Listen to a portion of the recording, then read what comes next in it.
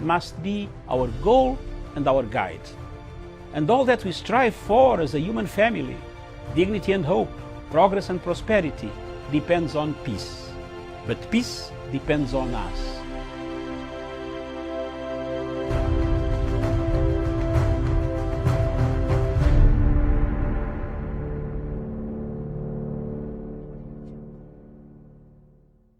Good morning, viewers. Welcome to Punchline Africa Television, broadcasting all the way from the political command center somewhere in Africa.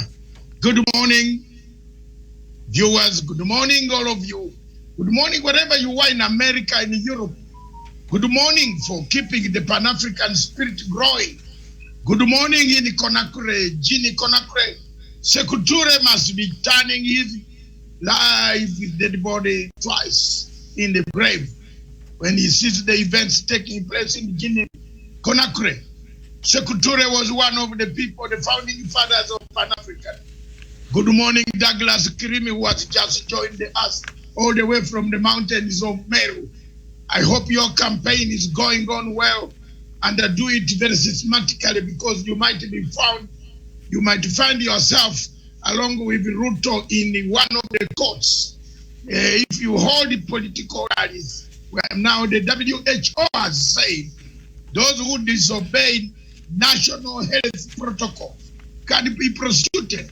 I told you I was seeking opinion yesterday, and I've got it now. I want Ruto to hold another rally of that nature, and I will hold him before an international court.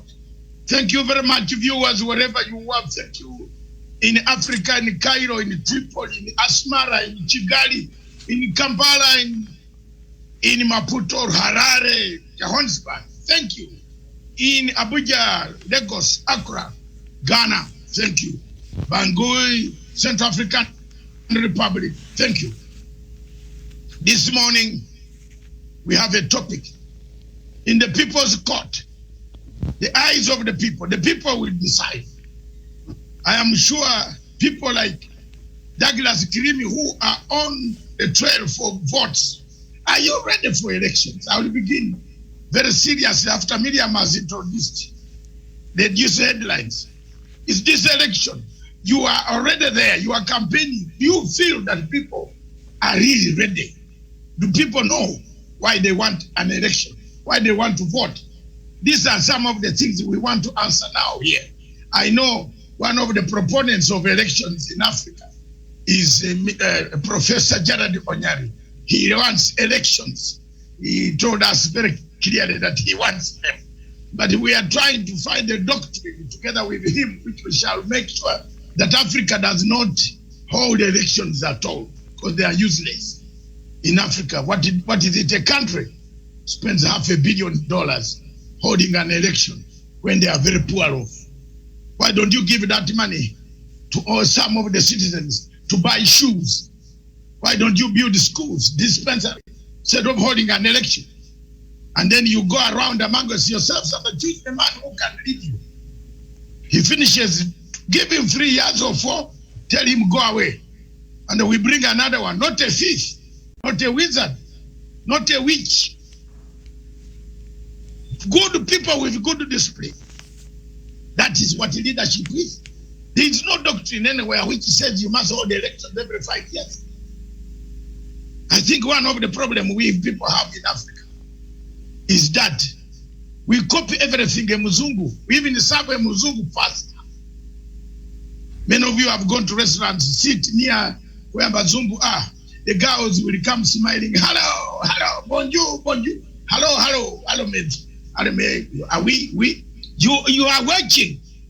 Then later on, when you are finished eating, the girl runs to you, say, hello, Daktari, Dr. Matsande. I don't have transport. But you served the Muzungu first. And this is happening everywhere. So we have copied everything from a Muzungu that have elections. Do you know how long a Muzungu took to have elections? Do you know? Any of you on the panel, do you know? Do you know? What? At least I know. None of you knows when a Muzungu took time to have election. The island of Britain is full of dead bodies. It's made out of dead bodies. You know how many wars were fought in Britain? Over 5,000 wars. The Greeks, the Romans, the Turks. You know, you find Turkey.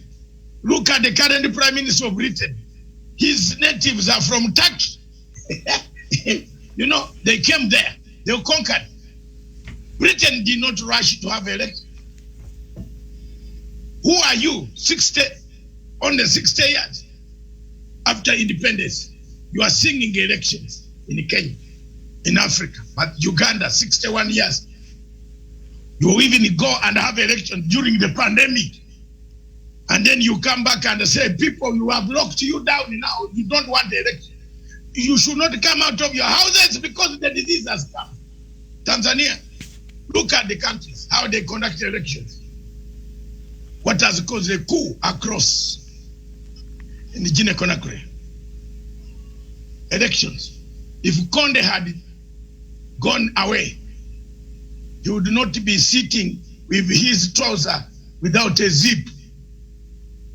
Have you seen the position of a whole president sitting like a captured, useless, thinking about the women he's leaving behind? Concubines. You know, have you seen the picture of Conde? Miriam, when you look at the picture, what is he thinking about? The head, the wealth. How much here is the city? This is the end of the world. You know, you have been captured. And are not captured by an enemy troops. You are one man whom you were even promoting and giving everything that he wanted on planet Earth. He has captured you. He has captured you and he has said you are useless. And he was sitting there. Why do you wait? Elections. Elections. Elections in Africa. Elections in Kenya. Are you ready for elections in Kenya? Back to the studio, Miriam. All right, Doctor, thank you so much. And on the panel this morning, we have Professor Jared Onyari, Samuel Tawish, Daniel Wesonga, Jeven Karanja, Sharon Gitonga, and Douglas Kirimi. And so this brings us the latest that we have in our headlines this morning and on the Star newspaper. The main headline, Kenyan taxes to Ruto. How did you make billions? Murkomen says Jubilee officials are grieving the death of a party. It says anger manifested by the Secretary General is stage 2 of grief. The story is on page 4 and 5 of the Star newspaper. Uhuru allies Karua Kiunjuri planned meeting with central leaders. The story is on page 6 of the Star newspaper. And Coffee Board bought 339 acres in name of ex-chairman. The story is on page 8. And the main editorial on the Star newspaper is that rally that Deputy President had on his way from Kieni on Sunday at Githurai. The Standard newspaper, the main headline, Tuju puts Ruto on KRA's radar. Jubilee Party challenges the DP to publicly declare his taxes following his admission that he owns 70% of the properties listed by the Interior CS, as well as 200,000 chickens, giving him an income of 1.5 million Kenya shillings every day through the sale of eggs. And then just besides that, Jubilee or UDA or Guru's option. And just up there, why university admissions are in a mess. Center that birthed slum hospitals. The story is on page 24. And CBC pushing parents to the academic wall. The story is on page 14 and 15 of the Standard newspaper. The Daily Nation, the main headline, Uhuru's allies take on Ruto over reaches. Face of the story is on page 4. Face of joblessness, young graduates reduced to a quarry, stone crashes. The story is on page 12. Away with roadblocks as police boss reinstates a ban on barriers. The story is on page 8. And British Airways resumes direct flights to Nairobi. I think that's a wonderful news. It is on the back page of the Daily Nation. And just down there, postpone 2022 polls. Ex-senator asks court. The story is on page 6. And probably that is where we should start our conversation this morning. Doctor, back to you. Thank you very much. I begin with the good news of British Airways resuming flights. It means 6 yesterday. we are able now to enter the kingdom of the Commonwealth. And I think Kenya is coming back on amber. Did it resume yesterday? They've not said yet, but it is on the back page. So I don't know. I think, yes. It resumes the British Airways on airport when it is. That news, that is very good news for people who want to travel across to London. You remember most people have been held up here in Africa, especially in Kenya. They didn't know how to go. But for British Airways to now resume the flight direct, it means that Kenya has come under amber. It could be under amber. If somebody with Songa should check on that, the list of those allowed, now it should show the amber days, whether it is amber or still on red, because British Airways cannot resume coming here carrying passengers when they are going to spend 10 days in quarantine, or carrying back passengers who are going to pay 2,050 million, 2,050. Yes, they said the first flight, Doctor, was on Sunday from Britain to Kenya, so it resumed on Sunday officially. On Sunday, thank you very much. So it means Kenya has now shifted from red list to amber, which is very great news. All of us, I hope, with Songa or anybody or media in the studio can check for us, our production team behind there. But let's move on to the question of the day. And let's be specific with answers.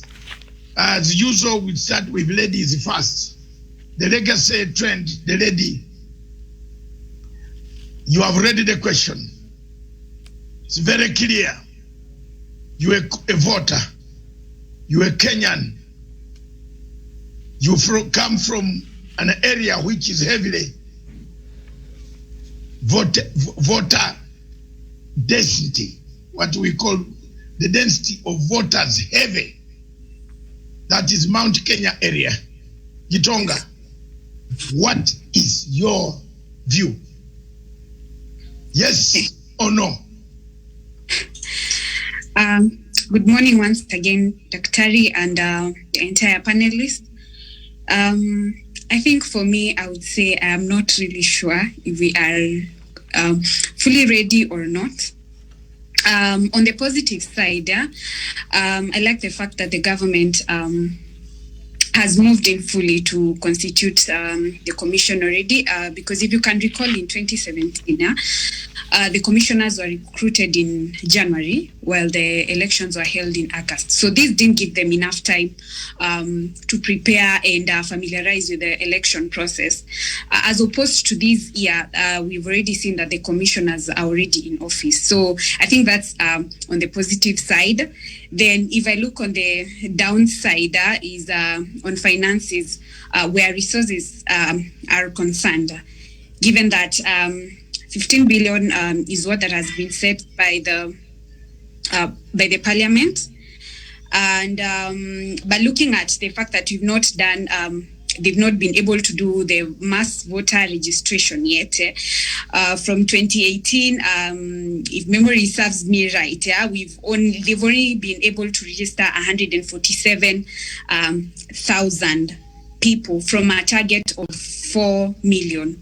I do not know how it is going to be possible to reach the target of the remaining mark, which is quite big, considering that you're already on the countdown or to the election. So I am not really sure if we are truly ready. Okay. Thank you, sir. Thank you very much. If you were in the Security Council, United Nations Security Council, Gitonga, I would like to teach you one thing. You abstain. That is an abstention. Isn't it, Miriam? It's an abstention. I don't know. You are not, but you have balanced both. Therefore, the best thing, instead of voting yes or no, you have abstained. But thank you very much. That's a very, very key point. the registration constitution of the members of the committee, which is very clear now. But it is not clear because it came at a time when the law had already passed, isn't it, Wesong? So when you look at all those things, Professor Onyari, are we ready or not? Let's hit the point, Kabisa. Are we ready? Surely. Dr. Masanga, thank you for that good question. And let me just continue putting records straight.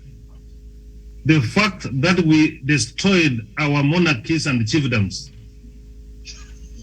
If you don't want direction, then reinstate our monarchies and chiefdoms, then we go that directions. But Kenya, if I use a case study of Kenya, I'm answering your question. If we use Kenya as a case study, it is composed of different tribes, ethnic backgrounds. So no tribe will want another one to become their chief, their chief or their king, unless they sit down and agree. That is I did say this is a discussion, an engagement, and a conversation which you have started. Let us continue conversing. We will converge at some point. Yes, are we ready for an election, Dr. Masanga? You know, Dr. Masanga, one of the things you know here is that I believe in rule of law and a good governance.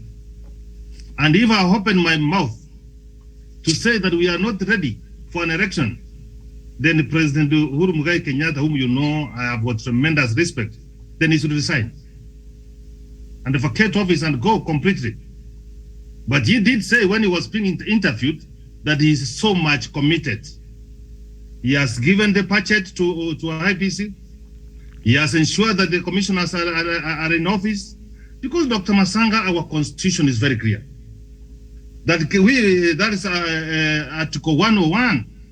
It says a general election of members of parliament shall be held on the second Tuesday in August every 5th year.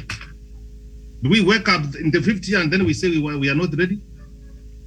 When the constitution has given you, it was not like another old constitution before 2010, where the president wakes up one morning and he says it dissolves parliament. But we know in clear terms that we will go an election towards that. Those who are in office should work towards that. But you know that I've got a quarrel that unless Chibukata and these two more commissioners, the three of them, the moment they have not answered the queries which were questioned by the Supreme Court, I think they should vacate office, Dr. Masanga. And in the pretext of us, pretext of us, yes, ensuring that the elections are free, fair, and credible. Because I can see a recipe of chaos, Dr. Masanga. You know, I'm a convict person. We have discussed here. I can see drums of war. I can tell you for sure, if they don't listen to us, so that this is a dialogue we need, a national dialogue we need to have as a people of this country. Do we go just for the sake of it, simply because the Constitution says we must have a conversation? We must have a discussion, a serious debate like the one we are having. So Chebukati and the two more commissioners, unless they tell us what they have done with what the Supreme Court, Dr. Masanga, pointed out. You saw the other day the oversight committee of tried to overrule some of the things he has done without proper consultation, Dr. Masanga. So on that ground, because if you look at that one, Dr. Masanga, then we are not ready for election. Thank you very much. Now you also, if it was a member of the United Nations Security Council, you also have to abstain. No, I've taken a stand. Okay, fine. Unless they are corrected, there's no need for election, Dr. Masanga. Thank you. Then now you are on the voting line. You are voted. Douglas Kirimi, you are in the race. Thank you very much, Professor. Today we are doing things very quick. You are in the race, sir. You are campaigning. You have seen the mess on the ground. You are meeting people. There is COVID-19. We don't know. There is a new variant that has arrived, imported right from Brazil or Argentina or Colombia. Do you need elections? Let me take cover.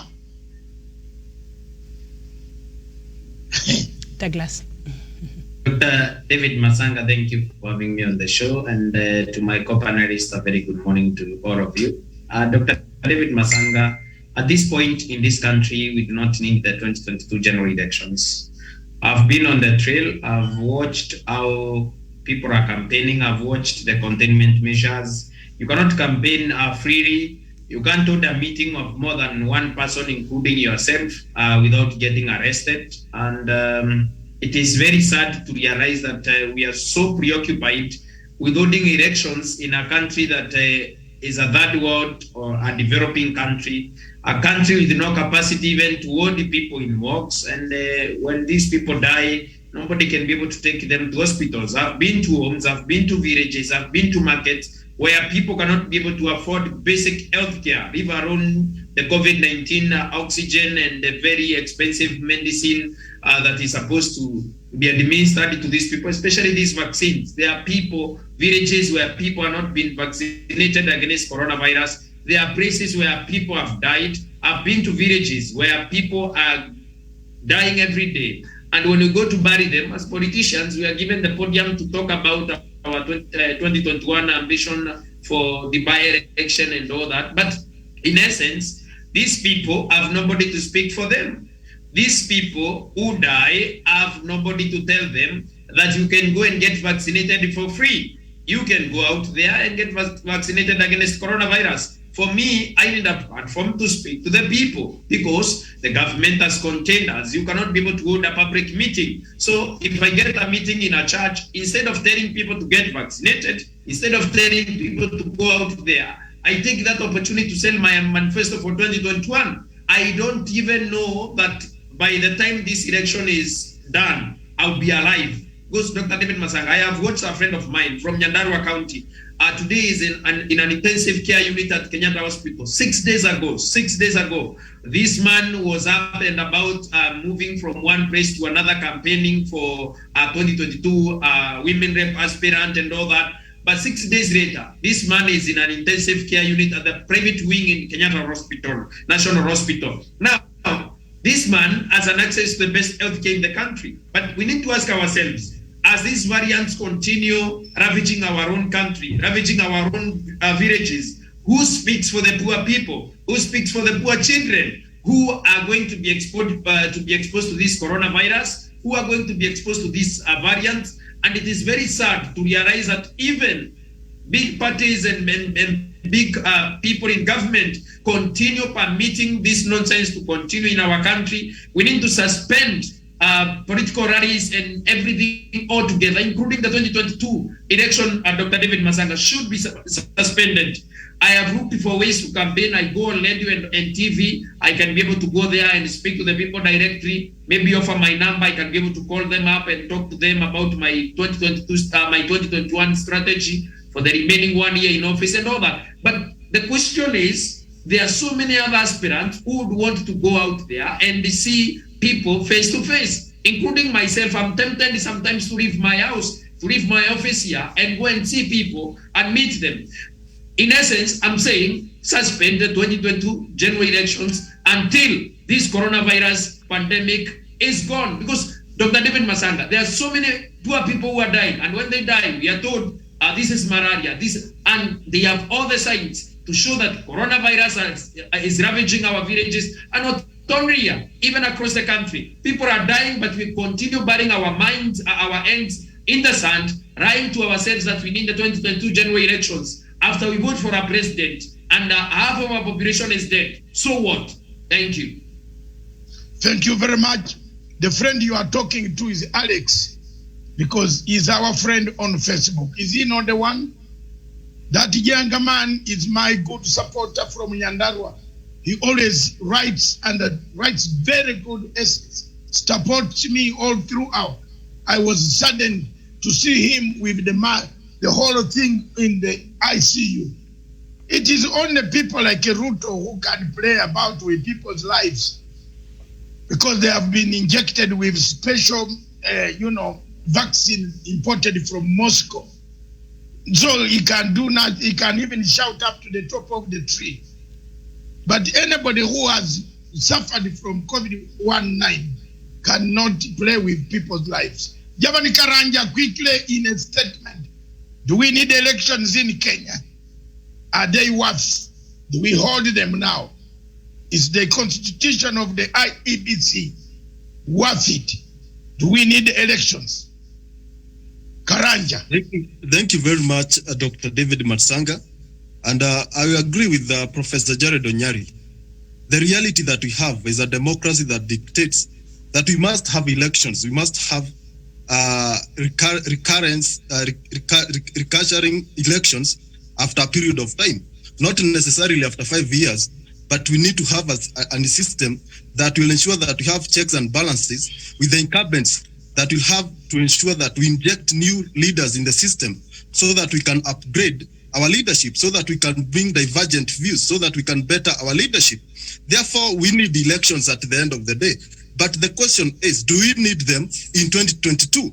One, in 2017, when the NASA and the former Prime Minister Odinga went to court to challenge the outcome of the presidential ballot, the IBC was given some directives by our courts, and that was to ensure that they opened the servers, they streamlined the mechanisms at the IBC so that they can prepare adequately for future elections. To date, nothing has been done to that effect. Therefore, we have an IBC that is still struggling with some of the mistakes they committed in 2017. They have not structured them, and they are hoping that they will give us a credible elections as you go to 2022 general elections. Therefore, the starting point should be the IBC to adhere to the directives that were given by our courts when the NASA principles challenged the outcome of the presidential elections. Number two, we have the IBC as it is. It is not well constituted.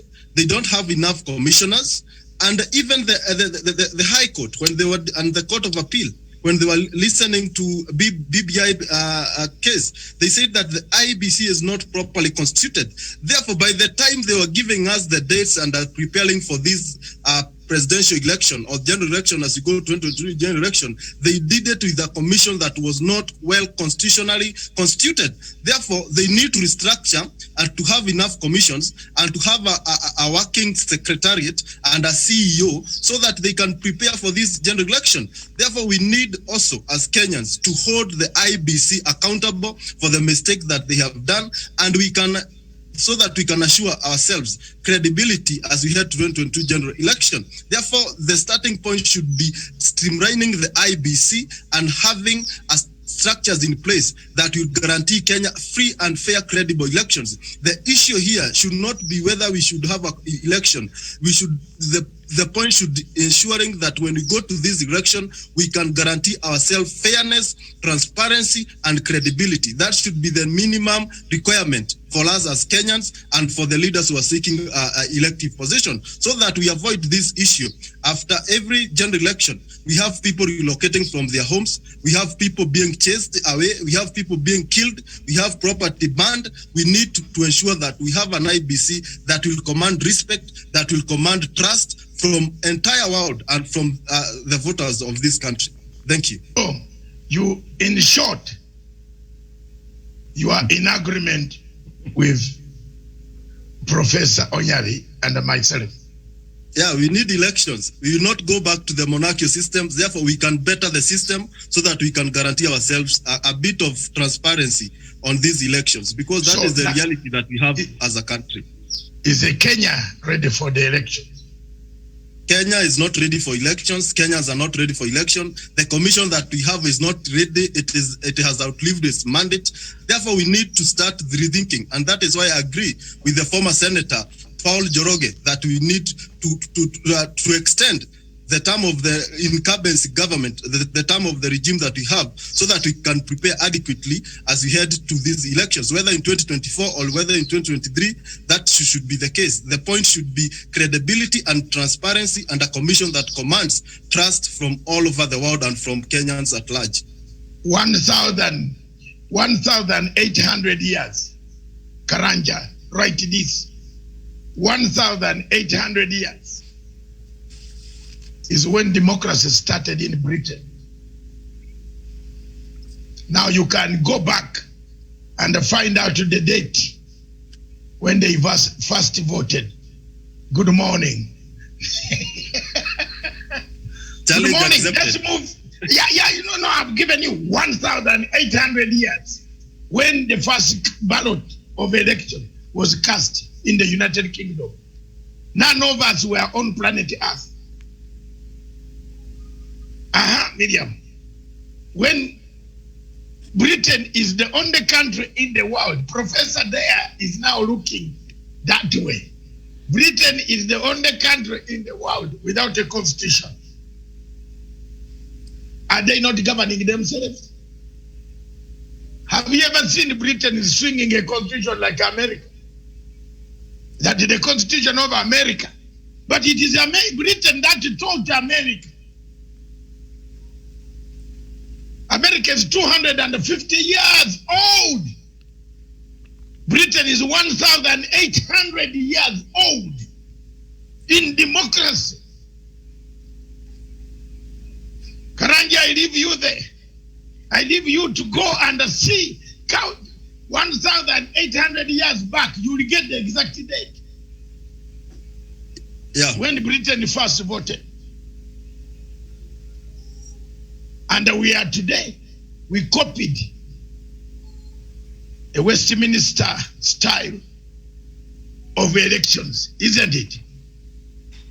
And we are now saying we need it every 5 years. Did they tell you? Did they tell you? No, did they tell you? I leave you there. Good morning. Let's go. And I think we better open 2 hours, 3 hours next time. Me and the professor to chap one up so that the people can see. We want to bring the real reasons why we don't need elections in Africa. If you are going to buy people to come and beat you, can you buy them? So let's move. Wesonga. Don't be. Yes. I have left a work. That's homework, please, for me. And Mr. Douglas Kirimi, we say no. You people are on the fringes. Yes, Dr. Masanga, we don't give to the whims of evil people, corrupt people. Yes, but you are giving them time to have election. How do you give election? That's why I'm saying we need a conversation to deal with those people who are banking elections. You need it, but for me, for me now, I am developing a doctrine. That's why I'm asking those questions. I'm writing a doctrine. 1,800 years, Miriam. 1,800 years. These guys, they don't even need to publicize. People go to the polling station and they elect their MPs without bloodshed. The only bloodshed that can stop you, Karanja, let me tell you, my son, the only bloodshed that can stop you in Britain is a big dog. A big dog jumping out of the door when the owner opens. It almost killed me 1 year when I went to look for a vote for the Labour Party. The owner opened the dog jumped on me. That's the truth. Hold on. Even in the material for Labour Party fell in the compound. And he was saying, come on, Stella, don't attack. The dog stopped attacking me. That's the only problem of violence.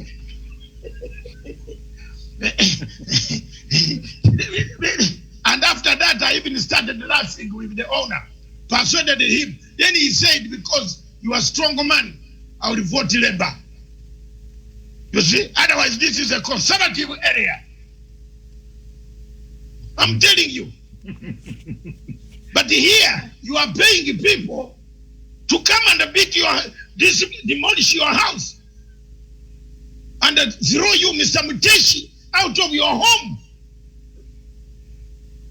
Do you need elections again? Let's go. You are already supporting the Senate. Songa. Yes, thank you so much, Dr. Masanga David. And having listened to my fellow panelists, I would really like to put forward my comment on this. And I'll start by saying that an election is a process. It is not a one-day event. And when you say, you talk about preparedness in terms of elections, you have to look at pre, during, and post-election. And when you talk about pre-election, you need to look at things like registration of voters, sensitization, making sure, even as we live in this COVID era, that we have measures in place to ensure that in the election, during the voting day and the campaigns, we shall adhere to the COVID pandemic protocols. And also, we have to make sure that all the rules that have been set there, the electoral rules that we have, are also put in place, including and not limited to restructuring IEBC. We need to make sure that IEBC is reconstituted. We have all the mistakes that they did in the previous elections are rectified, and the commission has the right numbers, constitutionally binding, to be able to oversee an election. But as it is right now, Chebukati and other commissioners who undertook the previous general election ought to be held accountable for the mistakes they made, in that they saw a whole presidential election being annulled by the Supreme Court. So therefore, without having all these considerations put in place, without making sure that Chebukati is not at the helm of the IEBC, we cannot say that we are fully prepared. Coming to the voting day, just recently, the IEBC's tender for Kim's kit was annulled by a court, saying that they did not follow the due procedure. That means that could have had an impact on the voting day. So on the voting day, during this particular process, if we do not make sure that the elections are free, fair, and credible, then we're going to have a problem that we had in 2017, where a whole presidential elections was nullified. Now let's come to post-elections period.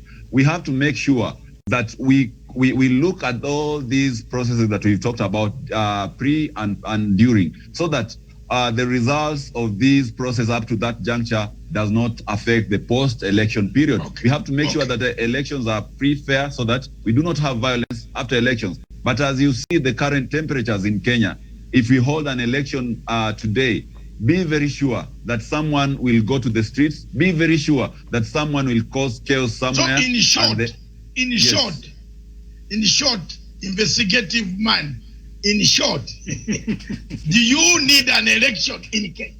Do you have? We don't. Are you ready for an election in Kenya? Yes or no? We are not ready for an election in Kenya. So that is the case. Thank you. Yes. Thank you. Thank you very much. You'll be given time to summarize. Let's come to Ole Sisana. Tawish, you are in Narok. What are the views of the people across in Narok? You remember this tape is being taken. It is going to be on YouTube. Don't worry now. There are so many people going to follow your reasoning. So please be candid with your reasons. Do you need an election in Kenya? Are you ready now, Mr. Tawish? Thank you so much, Dr. David Masanga. Thank you, our colleague partners, for making submissions on this very important topic this morning, Dr. First, to begin with this, I should just answer your question directly, is that Kenya is not prepared to have an election, not anytime soon. Dr. It's not just about the preparation or the preparedness of IEBC to conduct the election, but also we need to look into the attitude and the mindset that the Kenyan people have, most of the politicians who are key players in this particular critical exercise of election. When you have a population of politicians who are saying, yes, saying they do not have, did not see as current come to a conclusion that Kenya or Kenyans are ready to have an election either way. Because again, these political players who are going to participate in this very important exercise have already come out and they are casting doubt on IEBC, a very important institution that is supposed to oversee this particular exercise. So how can we then say that Kenya or Kenyans are ready or prepared enough really to conduct this election, say in the next 11 months or so? We have the commissioners, the new commissioners who have been thrown into office as we speak today. But now look into the leadership of IEBC led by our Wafula Chebukati himself. I mean, so many people, including some of us, really have a very big reservation in as far as the competence of Wafula Chebukati is concerned. Then the kind of election or exercise that is going to oversee, how are Kenyans going to have trust that by the end of the day, the kind of results that are going to be declared, that the winner and loser will shake hands honorably and with humility to accept the results of that particular election. So generally, Dr. Masanga speaking, I do not think that Kenyans are ready or Kenya is ready to have this election, say, in the next 11 months. The individuals from 17, without which then we cannot be guaranteed of a free, fair, and credible election. I submit. Thank you very much, Miriam. Back to you now, and you have heard it. Two people on the panel, Professor Onyari says yes. All right. And a no. Yes and a no. And then Karanja says yes and a no. And then the legacy trend, Sharon Gitonga almost abstained because she saw the boss. Us, we are bold enough. Kirimi, Wesonga, Masanga. Now, Miriam, the onus is on you. All right. For me, Dr. Masanga, you did not get my argument. Sure. No, I got your argument on the. We have said, Dr. Masanga. Let us not argue for the sake of arguing, Dr. Masanga. Okay. We have got a constitution. Which basis are you going to say that you are not ready for an election? Tell us which law? Okay. Because we believe in rule of law. Medium, give us we have got a constitution. Give us 5 minutes to finish in the 50th year. No, before Doc, before you come in, perhaps I read this story because there's an former senator who went to court and exactly. So let me just read history, and perhaps we can continue with this conversation after it. Thank you. It is on page you 6. You said professor today.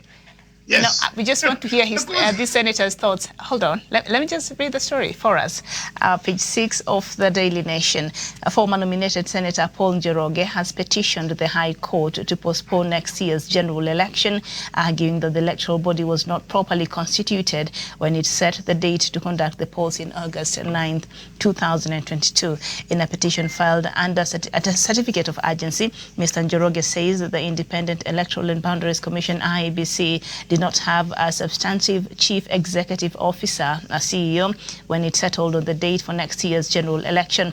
Former IEBC chief executive Ezra Chiloba left the agency in October 2018 after protracted infighting among the commissioners. 4 new IEBC commissioners were sworn in last Thursday to fill vacant positions left following the resignation of Roslyn Akombe, Paul Kurgat, Connie Maina, and Margaret Moachanya. So his grounds was, by the time the IEBC was announcing the preparation for next year's elections, it was not properly constituted, and this could be against the law. So let's continue with the conversation. Let me start my argument. Okay. I was on the floor. Okay, go ahead, Prof. It is Miriam. Let us be clear and let us be people read the Constitution. IBC have got they have got no mandate to set a date for the election. It is set in the Constitution. And in fact, if you had my arguments, if we cannot trust people who are going to carry out elections, that is Chebukati and the others. That's what we are saying with Chavan. The Supreme Court said that you did not do this, you did not do this, you did not do this. And they have not done it. Under that ground, Dr. Masanga, if you go to court, you can be able to mitigate and remove from office. Because now we are a properly constituted Miriam. But Miriam, let us be the people who are guided by the law. What the Senate has done has gone to court to waste time. Because the Constitution says when we are supposed to have an election. In fact, I can tell you when we have an election in 2027. As per this Constitution, the election can only be postponed, Dr. Masanga and Miriam, if we are at war, and it can be extended by extension of 6 months, and it must be supported by 2/3 of the members of Parliament. So it is not an easy task that you can move an election of Kenya, Dr. Masanga, unless we are at war. Have you ended? Clap for me now. Have you ended? He's saying we clap for him. So maybe you could, and then Doc, your thoughts. Okay. My brother talks about the commissioners. And the whole of you on the panel have heard the court pronounced itself. It's not Matsanga. That we are in a constitutional crisis, unconstitutionally constituted, inconstituent being unconstituted. The error. And Supreme Court. please, The error. you see, you had forgotten that. I'm bringing you now. Meaning, the IEBC erred. Already the ruling is there until you challenge it. Have you seen what I'm saying? The courts, 2 courts have said this thing is bogus. And why Njoroge has gone to court. And I want the professor to tell me by 2027, all the commissioners will not be on the panel. If you allow them now, they will encroach on the time of 2027. That is unconstitutional. You get my point? They are in office for 6 years. So they would have worked in their 6 years, they will not finish. So they will leave the country without an IEBC. Mr. Wafula will leave the country without IEBC in the shortest time. So what do? Rather, there are 2 premises why I base my argument. That one, the courts have nullified an announcement that was made by the current IEBC, the 3 commissioners. The dates that they said, whether the constitution has said the 2nd, Tuesday, Wednesday, whatever you talk, it cannot be announced when these conditions are not there. The 2nd court said the same. Now you want to tell me you want an election when 2 courts, until the Attorney General overturns, until you overturn this, you can't have an election. That's why Njoroge is very right. And that Karanja who is misleading you here, saying he is supporting you, he is the one who is supporting Njoroge. Dr. Masanga, I would love to see you quoting our constitution. No, the constitution is very clear. But also, Doc, just something else that also Njoroge added. The politician also argues that the 5-year term of President Uhuru Kenyatta and Deputy President William Ruto will not have lapsed by August 9th because of the repeat poll conducted on October 26th, 2017. Does that hold any water? It's a lacuna. It's a lacuna. It can be used, Miriam. The guy is very right. He has sunk in very good waters. When did Uhuru take over power? When?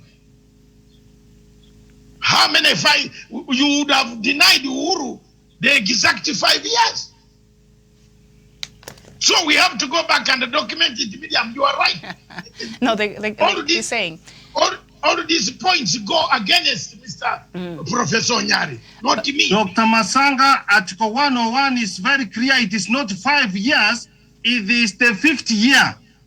And that's what the Constitution did. So, the 5th year. 5 years. We will have a general election at the 5th year. It creates a lacuna. 5 years. Therefore, 5 years, how do you count 5 years?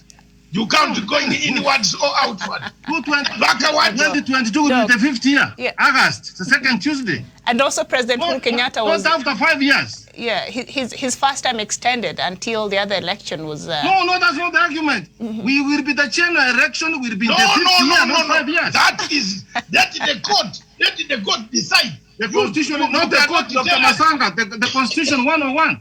The Constitution can be there. The judges trashed it. Because they used the Constitution. I have seen you, Dr. Masanga, that you have supported this stupid and useless judgment which was given by the Court of Appeal and the High Court. I am supporting it on even in terms of the commission at the Court of Appeal. I am supporting it. Each commission shall consist of at least 3 members, but not more than 9. Professor, look at me. Look at that is not our constitution. Prof, look at my argument. My argument is this. The committee that announced the date, that tells us that by February you should vacate your office, was not fully corrected. No quorum. Do you agree or not? Chebukati had no quorum to announce. Chebukati had no quorum to announce. Masanga, with a lot of humility, Article 250 of the Kenyan Constitution says composition of appointment and terms of office of commissioners. Each commission shall consist of at least 3, but not more than 9 members of parliament. Dr. Masanga. In direct IBC, Dr. Masanga, we are having 3 commissioners. That's what the Constitution says. Let me tell you. Why do you just borrow this shadow horror argument of the judges of the Court of Appeal who are having vendetta against the president? It is your man who is your neighbor who said. It's not Matanga. I don't come from Nyamira. You come from Nyamira.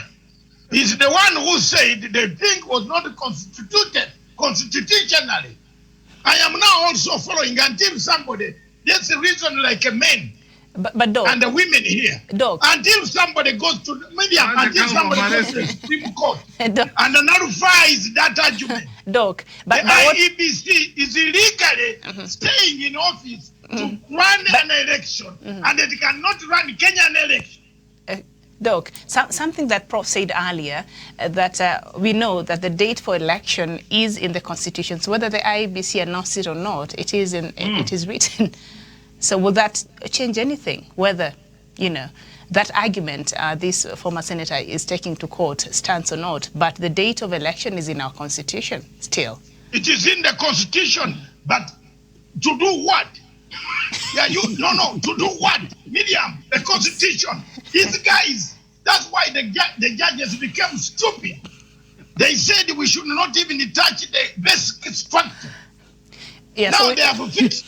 And that could be the basic structure. The date of the election is part of the basic structure. Dr. Masanga, if you don't follow the rule of law, Wanchiku and myself, we one day go to the judiciary and we check those churches. Yeah, then we change them. Until you change them, Mr. We will eject them because they don't understand the law. Professor Onyari, with due respect, let me take off my glasses and come down on you. Until you get these guys out, you are still under their ruling. Full stop. They have ruled that Chebukati is illegal. And the Chebukati should, any announcement that Chebukati did is illegal. Therefore, to drag Kenyans into an election now, you are doing it illegally. That's why Senator, the former senator, is 100% correct. If we go by reasoning, they ruled until the Supreme Court says, no, that ruling is nullified. Advise that man to go to the Supreme Court, not the High Court. Advise him. He can't. No. He's gone to court. He has done a very good job. It is the lower court to decide whether what Chebukati announced is correct or not. So what Chebukati has been announcing, which Mr. Douglas Kirimi has been telling you, is rubbish. That's why the IEBC cannot stop people from campaigning, but it gives us the time when to start campaigning. Have you seen that? They have the law that says don't campaign before we declare the campaigns official. But they are looking the other side, and the Ruto is busy campaigning. Have you seen why Raila is observing the protocols and keeping quiet, going to smaller places in churches? Ruto is crowding crowds on the whole, killing Kikuyus from Meru up to Kiambu. Dr. David Masanga. He has killed them, so many in the Rift Valley. Now he's coming to kill them this way. And you want Masanga to keep quiet. Dr. Masanga, sure, let me just help you. No, don't help me. The High Court, Dr. Masanga, ruled that the commissioner's composition can be at 3. And nobody appealed for that. You know what? The Court of Appeal gave an order which they were invited not to do. Professor, with due respect, help yourself who ran away from the Rift Valley. Why did you run away? The guy is here now. He is here holding crowds with no masks. The other time it was physical. This time is through osmosis. As a client of ICC, Dr. Masanga, soon. Watch and see. Okay, that is a good statement today. He did it physically. Now he's doing it through osmosis. Because don't forget, he has said statements he hates them. You think I should keep quiet here? Dr. David, if IBC has been said to be not, they have said themselves they have no technical capacity toward the general election in 2022, that does not mean that the people of Kenya should just trust IBC to just put them into the periphery of this election cycle in 2022. IBC has said itself that we have no technical capacity toward the 2022 general elections. Why are the people insisting? Who is that insisting that we should go toward elections? And I have heard Professor Jared Onyari say that the law is very clear on the election. Yes, the law is very clear, but we cannot be able to vote elections. The law cannot pre-exist the people of Kenya, cannot pre-exist us. The people who suffer when IBC holds incredible and unfair election and an election that is going to be rigged or maybe to be marred with violence. Professor Jared Onyari, IBC is not technically prepared toward this election. They have a technical incapacity toward this election. And there is no law in this country that can pre-exist the people of Kenya, Professor Jared Onyari. Douglas, hear this. Okay, there is no law in this country which says you can extend the election apart from being at war. Start war and then we extend. Is there no war coming in Laikipia? The problem is the IBC. Wait. Is there no war in Laikipia? Today, people are suffering. People are relocating from their places, and we feel like there is a political fire. There's political incitement that is causing all this kind of rhetoric because it only happens 1 year to the general elections. Therefore, in our politics, unless we have genuine politicians, unless we Kenyans change our mentality and start voting in leaders who can take this country to the next level, we will keep having shambolic elections. Because even the people who are supposed to bring change is us Kenyans to hold the IBC accountable. But we are here insisting, and the constitution is very clear that we need to have a general election after every 5 years. Now it's 1 year to the general election. IBC is not well constituted. It is not well prepared, and we are sitting plenty thinking that they will give us a credible election. That is we are expecting too much. Now you are talking. Now you are talking. You have come on my side. I have been saying these things. No, you have come on my side. You have left Onyali alone. Because these guys have said they are not well constituted. They are not well funded. Isn't it? They have cried before us. Now you are telling them. Resign and go home.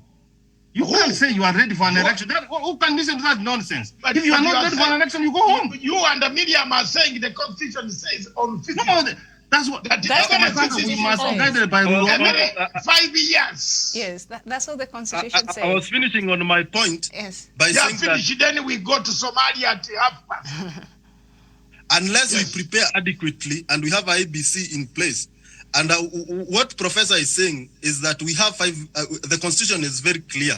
We need to have a general election every Tuesday of August after every 5 years. Therefore, it is upon us fifth year. Therefore, it is upon us Kenyans to ensure that we have IBC that is well prepared before 2 years before the general election. But we, as Kenyans, we didn't hold them accountable. We were just busy with our business. Now we have waked up 1 year to the general election, faced by the reality that we have a general election in 1 year's time. That is when we are making all these rounds, when we had time to prepare for this election.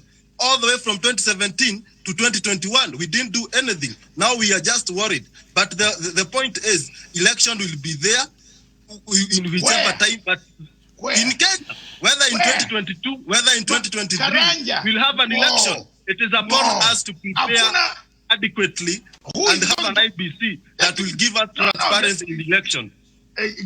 Sharon and Douglas and Miriam. And I hope Joseph Nyachama has come in here to help us. These guys are saying the election will be there. This election is already mad. It's gerrymandered. Javan is saying whatever time that election happens, it has to be free. Not 2022. Yeah. But we will have an election, whether in 2022, whether But in election 2023. ultimately It has is to happen. to prepare for this election. Therefore, we should not blame the IBC when they are of capacity. What are they doing in office if they cannot give us a credible election? Okay. They need What to about vacate them like yesterday. what about Ruto? What is He he go doing in home. office? He's when taking he doesn't Karatom. deliver? The He's man is getting our frustrated. salary. He's getting man is our money frustrated. free. He's not functioning. But Dr. Masanga, if you believe not in rule of organizing law, elections. No, Miriam, just a Ruto is a moment. job seeker. A job Miriam- seeker. Ruto is a ghost worker, job seeker. He's collecting money every week, every month, every day. He's paying Itumbi with our money. Why don't you call him to resign? Yes, Miriam, hear this. Miriam, you know you can kill me if there are some rules, if there are some commandments, We are not if going there are to kill you. regulations, We if are there are going to allow constitution, me you. I follow. We shall Because we fry have you. agreed. Yeah, let me just make this point, Dr. Masanga, and you report to me. Yes. No, we are going to Somalia. The king was naked. Yeah, And who? the sycophants were always telling him that he's wearing a black suit. And indeed he was naked. Dr. was Masanga, when naked? the four commissioners resigned. Are you saying the president was naked? Listen to me, Dr. Masanga. You may love him. He slept on the job. I do love he the slept on the president, job. definitely. We could have constituted IBC long before. Why was it not constituted? Why was it not constituted? Those are the arguments I wanted. Yes. So that he's hearing. So if by the way he's online. From my these background, people are hearing. let me just give you the way forward, They Dr. are hearing. Masanga. And I've said this one, if we realize, yes, the constitution says that we can go for an election, and we find ourselves that we cannot go for it, Dr. Masanga, we can have an engagement. This is what we are having. We can have a conversation. We can have a discussion, Dr. Masanga. Then we can even come with a government of national unity. That's what we A should period do. of 1 year. Listen to me, Dr. Masanga. You know I've got an answer, and I know you have an answer. I know you have an answer. But I brought the conversation so that we can juggle. So then we agree, we bring Raila, we bring Akinaruto, we bring everybody else. We say that, guys, this election cannot be free for fair, and we are not prepared. Even the commissioner said this. What do we do so that we take our country forward? We can say for 1 year, let us have a government of national unity. Then we agree, we put institutions in place, then we go for an election, Dr. Masanga. Thank you. Thank you very much on that note. I don't want to tell you what tsunami is coming, but I think there's a tsunami coming this week. Within the weeks to come, 2 weeks are too much in politics, and there will be change of systems. Thank you very much. Viewers, that is, can Kenya hold elections at this hour? Many views. Thank you, Sharon Gitonga. You abstained. You see how hot the debate is. Thank you, Professor Jared Onyari. Thank you, Javan Karanja, Douglas Krimi. Joseph Nyanchama, you have not had your chance, but you are going to have your chance immediately. And Dr. Wish and Wesonga and Miriam, let's not stop, but let's have a short interval of about 2 minutes, and you should not cut off this. Let's just go on with the Somalia diplomatic leaks straight away after the interval. We finish it. It is ridiculous and it is against the laws of nature that we can have somebody sitting pretty who takes home more money than the credible entrepreneur who is doing actual production of goods and services. We always say it as it is. It is only in this country that when a thief is arrested, you hear elders from their tribe saying, he is our son and he is our thief. If you are deviant Yes. and I call you leader, probably you are already a leader, but you are leading in the wrong direction. We want to see the role of the youth Yeah. in the security, Yes. governance, Yes. and development. The youth that I meet and work with here, you know, we call them the millennials and X and Ys and this and that. They don't necessarily want to live like their fathers and grandfathers, do business like their fathers and grandfathers. They're more independent, they're better educated, and they're the ones that are making everything move in this region. We look at the issues, we talk about issues that impact people's lives in Africa. The African peoples themselves continue to cheer bad leaders, and because they cheer them on, they continue to be misled. Let me ask you, Doctor, would you rather be somebody who does not enjoy so much freedom but you are rich? Yes. Or you'd rather be poor who you are actually imprisoned by the poverty itself? My goal is not to come here and say, I want the majority ownership, I want to own this, I want to own that, I want to do this. My goal is we all make money and we're all happy, and I help build a big business here. Punchline is for Africa, with Africa, from Africa.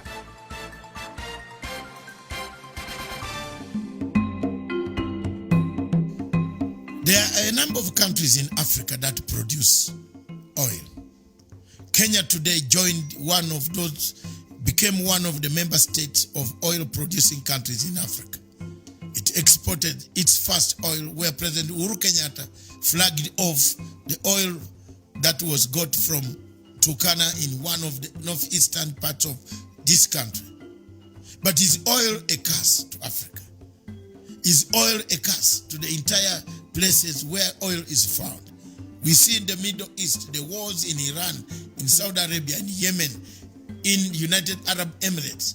It has developed the area in Qatar. We all have many cities, skyscrapers coming up because of the proceeds from the oil. But can Africa emulate that example and bring the same oil proceeds to make sure that it makes lives better for the people, the betterment of the people of Africa and their families and their other activities?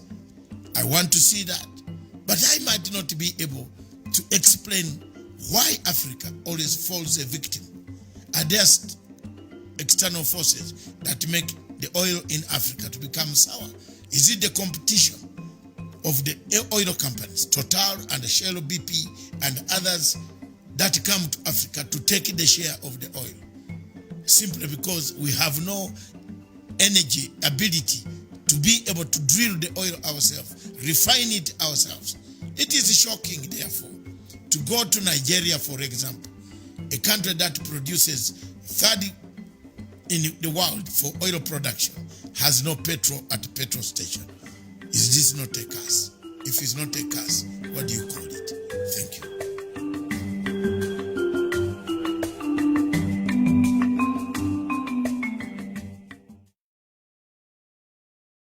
Viewers, thank you very much for watching Punchline Africa Television.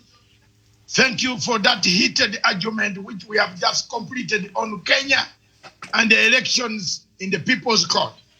Now we cross over to an international and regional and African continental issue, Somalia. Somalia, since 1991, has been in turmoil.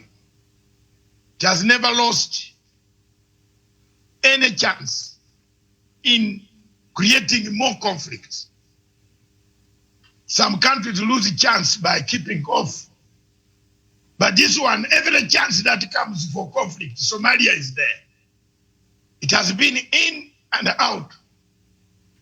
It goes down the Indian Ocean, submerges itself, and then comes up with another conflict. Today, the diplomatic leaks looks at this show. We are looking at the gridlock in Somalia. Is Somalia heading for gridlock? The answer is yes. The events of last week in Somalia, where the Prime Minister, where it began with abductions and the killings, the disappearances of the members of the Somali intelligence, headed by the Director of Intelligence, senior members got disappeared, no trace. The Al-Shabaab came and kidnapped the cousin, sister, brother, or the nephew of the Director of Intelligence. You saw the pictures yourself. They took him across to another place where whether he's alive or dead, we don't know. The Prime Minister of Somalia comes in, sacks the Director of Intelligence. The Director of Intelligence says, I am not sackable. He runs to the President of the Republic of Somalia and says, I'm still here. The President reinstates him yesterday. Now, that is where we are. The events this morning and last night up to now, it looks like we are heading for another showdown. One of the two, either the Prime Minister or the President has to take the open door of exit because they are not agreeing on what is the way forward. So this is the topic that I want to bring us under 30 minutes that we want to look at. Especially Miriam can give us the background. And welcome to the show. We begin with this time Dr. Joseph Nyachama and come to Douglas because Nyachama has been waiting here for a long time. Miriam, bring us the background which you have in the studio. Thank you. Thank you so much, Doc. And a fresh political rift between Somalia's president and prime minister appears to opening a power struggle between the two top leaders of the country, which is struggling to hold elections and prevent frequent terrorist attacks. On Monday, Somalia Prime Minister Mohamed Hussein Roble suspended Fahad Yassin, the chief of the National Intelligence and Security Agency's NISA, over failing to provide reliable evidence of investigations into the alleged killing of a 24-year-old Ikram Tahril Farah, who worked in NISA's cybersecurity department. NISA last week blamed the Islamist militant group Al-Shabaab for Ikram's death, prompting angry and frustrated posts on social media from Ikram's parents and opposition leaders who say the agency itself had been involved. In a statement published last Friday, pro-Al-Shabaab websites, a spokesman for the group, said Al-Shabaab knows nothing about Ikram's alleged killing. Roble's move against NISA chief has prompted the public rebuke from President Mohamed Abdullahi Mohamed, better known as Farmajo, who issued a counter-move hours after the Prime Minister's decision, issuing a directive to reinstating the intelligence chief. Both men were citing constitutional articles to support their cases. So Robles said he suspended Fahad for failing to deliver a report on the murder of one of the agency's agents. And we've seen the power struggle there continue in Somalia. So that is the latest. Yes, Joseph Nyachama, please take it. Take it away from us. Thank you, Dr. Masanga, my fellow panelist, Professor Nyari, Chavran Karanja, and Douglas. I think you have forgotten Sharon Gitonga. Oh, Sharon. Oh, Sharon, welcome, Sharon. I also came in when the debate was very hot. The first time I've seen you have taken very contrast side. I will weigh in also on that at appropriate time, but since I am an obedient debater, I must go the way Miriam has told me to specifically convene my thoughts on Somalia. Dr. Masanga, if you look at deeply what is going on, one party is saying that they did not comprehensively investigate, and probably the investigation was thorough, and everything was based on Al-Shabaab. One sacking and the other reinstating. Dr. Masanga, what does it tell you? Between the two guys, one is supporting Al-Shabaab, and the other one is against. It's purely that's what comes out. Of these two leaders, there is one favoring Al-Shabaab and the other. That is why you see taking opposite sides in terms of decisions, meaning that now there is a sub-conflict created internally, leave alone the normal conflict known in Somalia. And it is going really to aggravate issues there. And it is high time the neighboring countries also to watch closely on the unfolding events there. Because issues are becoming complex. Remember, even in Kenya, we have our own internal, which I found you discussing about issues. And, this Somalia itself, it is also praying that the international court rules in its favor so that they use the decision to create more confusion. Do you know that if the international court rules against either Somalia, they may decide also to declare war, not because they mean it, so that, in ambiguity lies the greatest opportunity. There are underlying very risky issues in this conflict. And let us not look at it only from the internal perspective of Somalia. As Kenyans, let us see what are the options for these leaders, especially if the international court rules either in favor or against as far as Indian Ocean oil wells are concerned. Dr. Masanga, I think for me, it is unfortunate, and I think the nation is being destabilized further, and the neighboring countries needs to watch how the events are unfolding and they come up with mitigative measures to protect their citizens or prepare for more refugees if in fact internally the security situation escalates. Miriam, for now, I submit. All right. Doc, before somebody else comes in, perhaps a very important point to note is this former, who has now been restated, the chief of the National Intelligence and Security Agencies there in Somalia. He's a former Al Jazeera journalist, and there has been some problems with that before because it is believed that Qatar could be using him in some way, but that is just something we should have in the back of our minds while we're having this conversation. Doc. Absolutely. Thank you very much. I think Professor Onyari wants to leave for a class. Make your contribution. Then we come to Douglas. Then we come to, in the middle, sandwich, Sharon Gitonga. We shall sandwich you before Javani Karanja comes in. You say what you know about Somalia. If you want to abstain, that is also not bad. Thank you. Professor Gerard Wanyari. For that opportunity, and I want to tell Dr.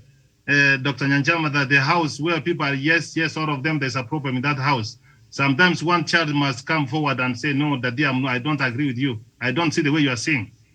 So the fact that we have taken a divergent opinion with Dr. Masanga this morning, we are at one point. Let me just have this to say, Dr. Masanga, and I know on this you will agree with me, and I have engaged so many scholars and I've said that Dr. Masanga, let us eat and swallow humble pie by saying, let us engage Al-Shabaab.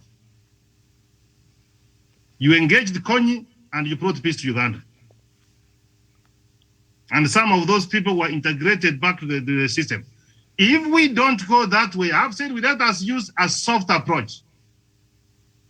The United States were in Afghanistan for 20 years, Dr. Masanga. They exited with the no exit strategy. Have the Taliban taken the government or not taken the government? Then why did they go there? So, Dr. Masanga, in Somalia, this situation of having the regime supporting Al-Shabaab, others not supporting Al-Shabaab, Dr. Masanga, it is high time, don't say that I've been converted to Al-Shabaab. If we want peace in this region and stability in this region, Dr. Masanga, let us allow those Islamic courts and take over Somalia. Why do we have peace in the Puntland, in the Jubaland, Dr. Masanga? So if you will fight them for 100 years, but one day they will take over the way the Taliban have taken, Dr. Masanga. So the problem here in Somalia, Dr. Masanga, people are checking the other, doing all these kind of things. Dr. Masanga, it is because some people are supporting Al-Shabaab, but they don't want to be seen that they are supporting. Why don't we come open and say that no, time has come for us to engage with all those parties and come to the table and tell us how they want to make a stable region, Dr. Masanga. That is my position. I wish you in the deliberation, Dr. Masanga, but this one hiding the president is Al-Shabaab, but he doesn't want to show. So many countries are supporting Al-Shabaab, they don't want to show, Dr. Masanga. Why don't we come open and engage these people so that people are not meeting at night and in daytime they are pretending? They are telling us to take water. When they are there, good time they are enjoying the wine. Dr. Masanga, from where I see the time has come for us to engage Al-Shabaab. And this is the conversation which I will be listening to you, but this is the conversation which we need to take. Otherwise, we are going to have blame game. You see, they have come, see what they have done in the oil products in Indian Ocean, Dr. Masanga. We have never had a problem with Somalia, Dr. Masanga. We have hosted those people for 20 years, for 31 years, Dr. Masanga, as refugees, Dr. Masanga, and we mean well, and those people have invested in this country. But simply because people don't want to come open and engage, that's how we are finding ourselves in a mess. People will hijack, people will kill so many lives which will be lost. And the end, Dr. Masanga, 20 years from today, or 10, 20 years or 30 years from today, Al-Shabaab will come and take that region. Then why were you trying to kill people at that period? Time has come for us to have a conversation, an honest one, an engagement, Dr. Masanga. Don't just label them terrorists and criminals. Even when we were fighting for our independence, they were calling Jomo Kenyatta terrorists, a leader of the terrorists. But eventually was released, Dr. Masanga. We got our independence and we moved on. So I am one man who recommends Dr. Masanga, let us engage, let us talk, let us have a conversation with our brothers from Somalia, whether they are Al-Shabaab or not, they are still our brothers. I submit. Thank you very much, my colleagues. Let's come to Douglas Kirimi. And Professor, this morning you woke up in a different direction. You are now saying let's engage Al-Shabaab, because these guys, I agree with you today on this one. These guys could be talking to Al-Shabaab in Doha while we are keeping quiet here. And tomorrow they will tell us, let's shake hands and share taxi, matatu. You know, we have scars, limping legs, but let's share, move on. That's okay, I'm a peacemaker, no problem. But be careful. We might be here. Talibans, the government in Kabul thought they were happy, good friends of the Americans. Guess what? Can I tell you a secret? Yes, sir. The three people in the Taliban hierarchy, Miriam, all of them hold American passports, including the head of the Taliban currently now. Yeah. They are British, they are American nationals. You know, one of the things I like the British government for, the government of United Kingdom, Her Majesty's government, it does not do double standards. Kirimi is a story for another. They don't issue passport to wrong people. They issue passport to valuable people. But look at an American passport. Farimajo has an American passport. The Taliban have an American passport. Then you come and tell us, you know, it's up to you. Let's go on. Go on. Kirimi, go on. Dr. David Masanga, thank you for giving me this opportunity.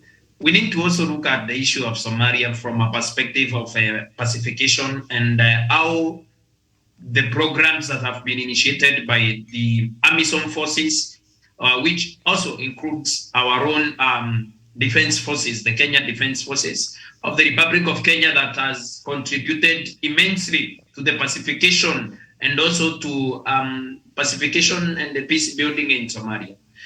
When we start now buying the idea of Professor Jared Onyari of speaking and also engaging Al-Shabaab, the pacification methods and the programs may as well be forgotten, because at the end of the day, if we cannot truly pacify Somalia, if we cannot be able to bring out programs that leaves that country stable, and I agree with Professor Jared Onyari that speaking to Al-Shabaab is one of the pacification methods, is one of the programs that we need to engage in Somalia, or re-engage for us to be able to pacify Somalia truly and leave it better than it was in 1991 when it fell apart. But if we were to truly live a united, progressive, and a democratic Somalia, a country where the over 400,000 refugees in our country find a home, find their motherland, find their fatherland, and find pride in their soil, in their flag, and in their own country, and go back and rebuild that country. We can only use true pacification methods or programs that are geared into helping Somalia. We do not want to get the statistics right. We have had America has used over $3 trillion in Afghanistan for over 20 years now, but they have just left and ran away to United States of America without pacification of Afghanistan. And when they entered Afghanistan over 20 years ago, we were told that these people that were going to Afghanistan, they were going after terrorists, that America does not negotiate with the terrorists. And what have they done after 20 years? They have ran away and left the people that they labeled the terrorists, the Taliban, to run the show, to run the government from Kabul, to run the government from the presidential palace in Kabul, and make sure that that country is completely left in the hands of Taliban. And now, to my question, why would you invade Afghanistan for over 20 years, claiming that the Taliban are the terrorists, and then leave the same country and run away from the same country that you went to pacify and be able to flush out terrorists and be able to secure not only the borders of the USA, but the borders of other countries and the integrity of their nations. After 20 years of ruling Afghanistan, you run away back to Washington, D.C. and other places in America, and they keep shouting from Washington, D.C., telling us how terrorists should now be re-engaged and all that. If truly, like Professor Jared Onyari is saying, that we need to be able to re-engage and speak with Al-Shabaab, it's something that we should have done long time ago. Because if the end result comes as the prediction of Professor Jared Onyari, that we should re-engage Al-Shabaab, if the solution is engaging Al-Shabaab, since 2011 when our forces, the KDF, the Kenya Defense Forces, invaded Somalia to protect their borders and also to protect that country and their own integrity, we should have been able to re-engage the Al-Shabaab, spoke to them like our brothers and sisters, and be able to find an amicable solution to the same. But if re-engagement with Al-Shabaab is not the issue, is not a priority, we need to be able to come up with pacification programs. We do not want another case study, the example of Afghanistan and other countries where America, when the Americans invaded those countries, like Libya, when they invaded those countries have never recovered again. Those countries have never gone back to their normal, especially the people of Libya. These people used to get free education. They used to get startup capital. When you start a family, you can be able to start your family and start business and go to school to the highest level that you could. But when the Americans invaded that country, there is no pacification program that can be able to save Libya and take it to the pedestal that it was before. But since 1991, for us to be able to re-engage the people of Somalia, for us to be able to re-engage that country and put it to the pedestal that the world would want, or their own neighbors, we the people of Kenya would want, East Africa, the Horn of Africa, the people of goodwill across the world, we need to be able to re-engage every aspect or every program that we can be able to do, including not limited to what Professor Jared Onyari has said, that we need to re-engage Al-Shabaab. If the American people or the American government, successive governments, have been able to engage the Taliban before, for over 20 years now, we should have been able to come up with a solution to the pacification of Afghanistan. But Afghanistan is left broken and it's left for the dogs until today. We need to be able to find what works for the people of Somalia and for our common ambitions as the Horn of Africa, East Africa, the people of Africa, and the world at large. I submit Dr. David Masanga, and thank you for having me on the show. Right. Thank you so much. Javan Karanja. We come to, before Javan comes in. Mm-hmm. Oh, sorry. Let's hear what our intern is saying. Okay, thank you very much, Dr. Matanga. I think for this topic, allow me to just follow as I take notes. Kindly. Oh, thank you very much. Javani Karanja, bring more education on this. Yeah, thank you very much, Dr. David Masanga and the rest of the panelists and to our viewers. I think the issue of Somali will stabilize when we have a government that is people-centered, a government where people in Somalia are given a chance to vote leaders in a credible and free election without all these extension of terms of a leadership that has not lived to the mandate of ensuring that they secure the future of Somalis and they protect the innocents in Somalia from this notorious group of Al-Shabaab. And number two is to ensure if we can deal with this Al-Shabaab and ensure that we have a solution, we eradicate this group, or we have a way of ensuring that we settle and this issue of insecurity and the insurgency in Somali. I think that is the time the people of Somali will sit down plenty and maybe concentrate on something else. We have seen, and it is very clear in our televisions, the scenes that we are seeing in Afghanistan and after Taliban to take over, the kind of intimidation, the kind of destruction that they have caused to the innocents and to people who don't subscribe to the school of thought, and that is the school of war and all kind of mayhem that is associated with the Taliban. Therefore, at Somali, if we don't work well as the neighboring countries, as the international community, as Africa Union, to ensure that we settle this issue of Al-Shabaab, to ensure that we bring sanity in this country, we might be steering to the kind of scenes that we are seeing in Afghanistan. If Al-Shabaab happens maybe to overthrow the government that is in office today, if they happen to capture power, we might be not sit plenty, especially as the neighbors in the country.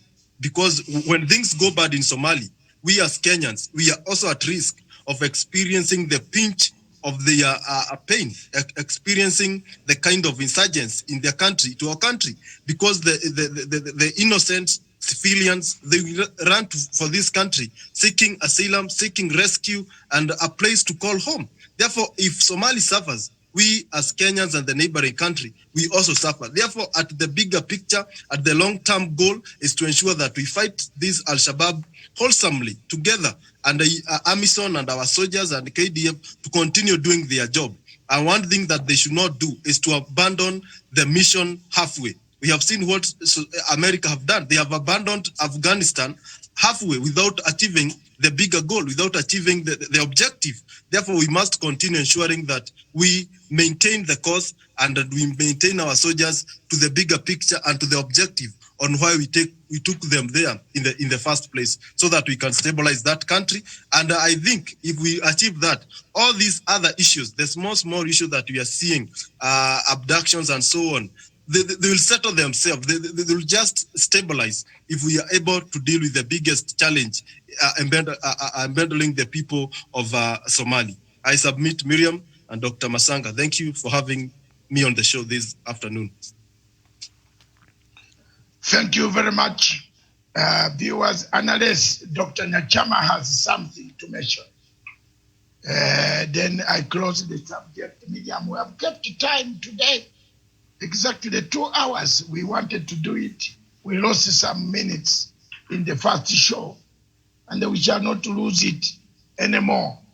We shall continue to stick to our grounds. Joseph Nyachama, and what do you say? Final, take it away for us. Of course, thank you, Dr. because you have discussed 2 levels of issues here about Kenyan elections and Somalia. I came in late, sorry, Dr. for that.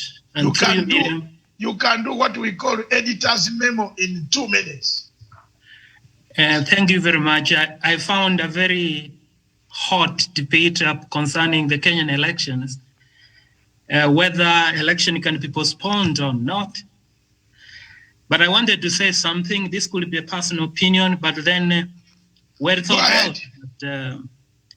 Let me tell you, Dr. Masanga, you remember last night we debated about Guinea, and we found out the genesis of Guinea's crisis, the extension of election.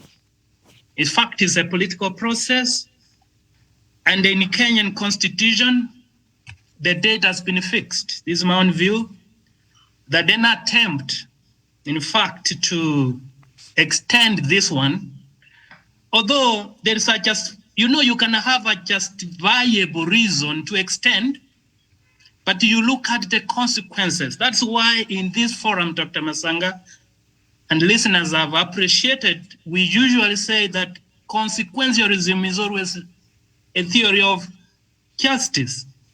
You look at the consequences. As much as you may have a valid reason to extend, but you look at the perception which will cripple in and the interests of the people. The Constitution of Kenya has fixed the date for election. Unless there is a discussion to agree whether to extend, I think it wouldn't be proper for the court to rule to extend. That, in fact, will create more crisis.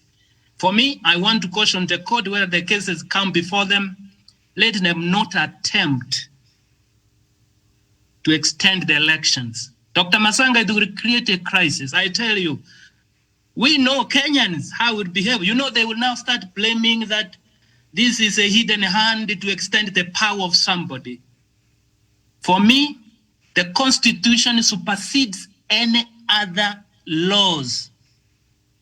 If the quorum wasn't there to make IBC announce the election date, that is always inferior to the Constitution itself. A mere announcement, a mere lack of quorum to make an announcement of the date of the election cannot make the date of election to be extended because the Constitution supersedes it. You work backwards, you don't work forward. That's why the date is fixed. This is my own opinion. The only way, Dr. Masanga, we can extend the election is to agree as a people. And we say there are bad consequences that will arise if we don't extend. And when we agree, then it would be in a peaceful environment. Let not any unilateral decision be made to extend. Whether by court ruling, Dr. Masanga, it will create a crisis for this republic. As far as Somalia is concerned, let the neighboring countries watch the unfolding events very keenly because it may spill over to the neighboring countries and create insecurity situations. We appeal to our heads of states of the neighboring countries to watch around. And we also appeal for Somalia. Finally, Dr. Masanga, I don't buy in the proposal by Professor Nyari that we start to engage the Al-Shabaab. Honestly, that is an amorphous body. That is creating more problems. No, I don't buy his suggestion. Dr. Because of time now, I submit. All right. Thank you very much, viewers. It's 3 minutes past 12 midday. It brings us to the end of our show this morning, 2 hours exactly. Different topics. We've touched many things that remain as a symbol of hope for all people who will come pass by Punchline Africa TV online. Millions and millions across the universe. Those who pick our videos. That is our suggestion. Those are our opinions. That's how we feel about some of the things that happen in Africa. But you never know. Joseph Nyachama, Doc, you might think the Americans are not talking to the Al-Shabaab. You might refuse to talk to them. But we didn't know. We saw the Americans talking to Taliban and we kept quiet. We watched this for months and years. Finally, they quietly, seriously, secretly started leaving Kabul, removing their army quietly until few men were left behind. So you never know. Ruling out for people in the system, in intelligence and others watching us, would be naive for us not to follow. And more so when we still have a problem with Somalia. It has not withdrawn the case. I've again written to the Secretary General this week, trying to ask him why he cannot defer these cases That is my role I played, and I'll continue to play. I want to thank all of you, Sharon, the Legacy Trend, and others. Thank you very much. I want to thank Douglas for all what, during your campaign, you have spared some time to come on the show and continue doing so. I want to thank Javan Karanja, Joseph Nanchama, and none other than Professor Nyari and Daniel Wesonga and my Miriam. Thank you very much. Back in the studios in Nairobi. God bless you. This station is for Africa, by Africa, with Africa Charm.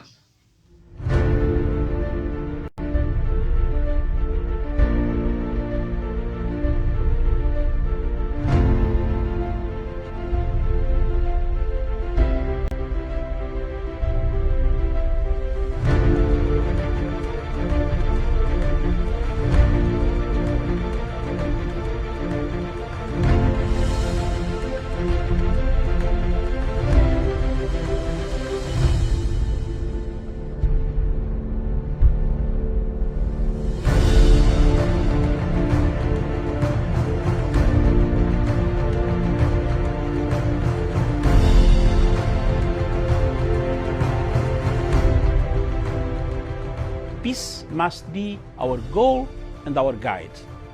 And all that we strive for as a human family, dignity and hope, progress and prosperity, depends on peace. But peace depends on us.